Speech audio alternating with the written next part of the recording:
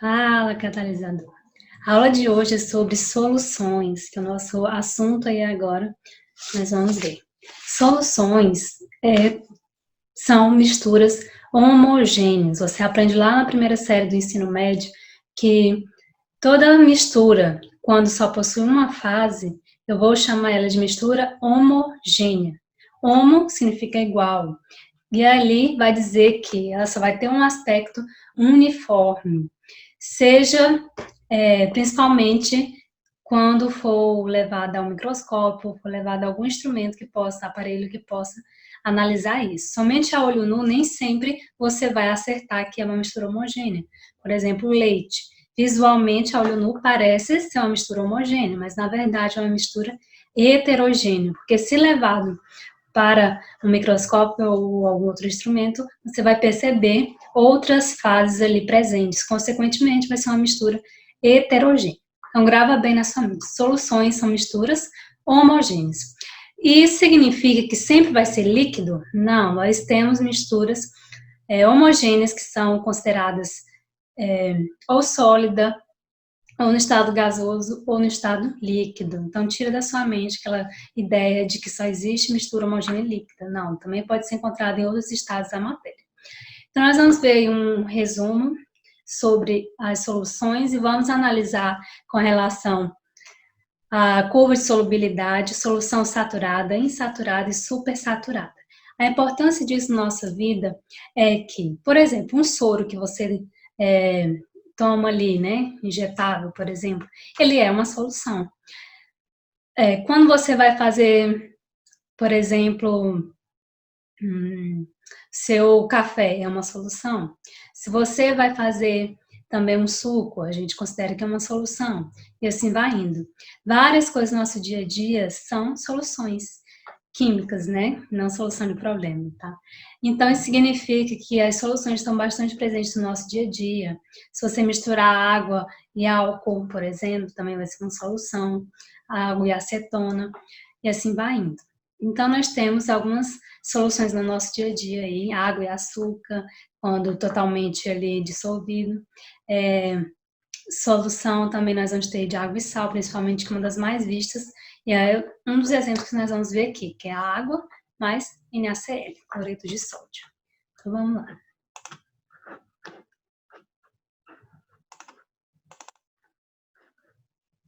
Aqui nós vamos ver um breve resumo sobre tudo isso que eu estou falando. Soluções são misturas homogêneas, que pode ser no estado sólido, líquido ou gasoso, e seus componentes não podem ser separados por centrifugação ou filtração. Essa é uma das características das soluções.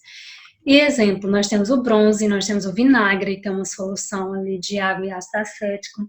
Nós temos também o A. O A é uma solução gasosa, porque ela é uma mistura de gases que estão ali presentes e que esses gases estão ali sem produzir reação química, então é uma mistura homogênea, isso quando não há partículas sólidas em suspensão no ar.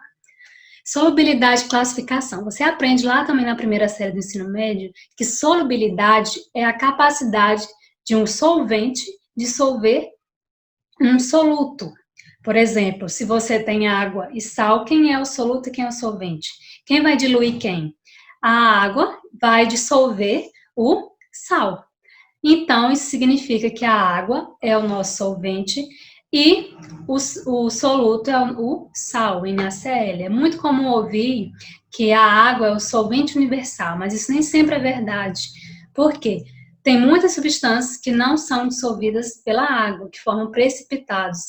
Isso significa que nem sempre a água é capaz de dissolver as substâncias, tá? Isso também depende de outras características com relação à polaridade, ser miscível ou não, e assim vai indo, tá?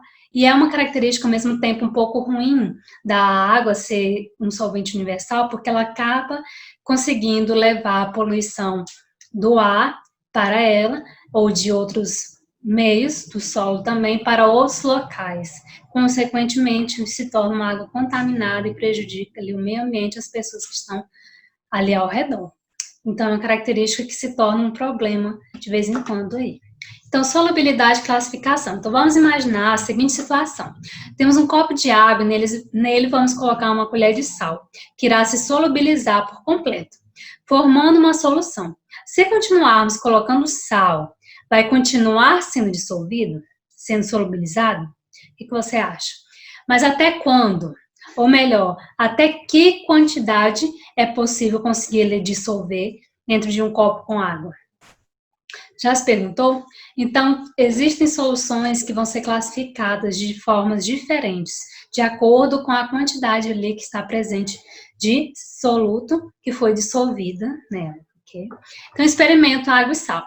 Se você for ali misturar água e sal, você vai ver que vai acontecer o seguinte: a afinidade eletrônica, quando colocamos um sal em água, acontece o processo de dissociação dos íons, que são as cargas positivas e negativas da substância, do cloreto de sódio, que formam o sal, formando cátions e ânions. Cátions são íons positivos e os ânions são íons negativos. No caso do NaCl, quem é o nosso cátion? É o Na, que é o sódio. Quem é o nosso ânion? É o cloro, que é o sinal ali de menos. Acontece que a água possui cargas parciais positivas e negativas, que vão envolver os íons do sal, pois cargas diferentes, a gente já sabe que se atraem. Consequentemente, esse fenômeno é chamado de solvatação. Olha só o que vai acontecer ali. A água interagindo com o NaCl, chega um ponto que a água vai dissolvendo de uma tal forma, vai interagindo tanto ali, que ela vai solvatar, vai envolver aqueles íons de uma tal forma, como mostra ali na imagem. Então, existe para todo um soluto uma quantidade limite máxima que se consegue solubilizar em determinada quantidade de solvente. O nome disso é coeficiente de solubilidade, ou seja, a quantidade máxima que um solvente consegue dissolver um soluto. Grava isso bem na sua mente. Coeficiente de solubilidade é a quantidade máxima de soluto que pode ser dissolvido em um solvente. Isso em uma determinada temperatura e pressão, porque a solubilidade depende também da temperatura e da pressão. Você vai ver algumas questões que vão falar assim, olha, como a que nós vamos ver ali um exemplo, a 20 graus Celsius, a solubilidade de determinada substância em outra é de tanto. Ah, mas por que 20 graus Celsius? Porque se for em outra temperatura, a solubilidade vai variar. E se for em outra pressão também. Então, analise isso nas questões. Aí diz ali o seguinte, o apenas solubilidade normalmente expressa em massa de soluto por massa de solvente. Por exemplo, gramas dividida ali por 100 gramas de água. Quantos gramas seria possível dissolver em 100 gramas de água? Como a solubilidade de um soluto com a temperatura sempre a indicamos. A solubilidade, por exemplo, ali do KNO3 é 246 gramas a cada 100 gramas de água, a 100 graus Celsius. Por exemplo, por ser função de temperatura, comumente vamos encontrar tabelas e gráficos de solubilidade. Então, as soluções podem ser classificadas de três formas: saturada, supersaturada e insaturada. Mas quando que vai acontecer cada caso? O primeiro caso, saturada, é o seguinte: quando a quantidade de soluto dissolvida é igual ao coeficiente de solubilidade naquela temperatura, sem formar nada ali de precipitado, sem formar substâncias que não vão ser, sem formar ali no final algo que não vai ser dissolvido, tá? Então, sem precipitado inicialmente. Se colocar mais soluto, vai formar um precipitado, mas que não faz parte da solução, porque vai ter ali duas fases. Em resumo, eu vou dizer que uma solução é saturada quando a quantidade de soluto dissolvida é igual à quantidade máxima que naquela temperatura, aquela quantidade de solvente consegue dissolver.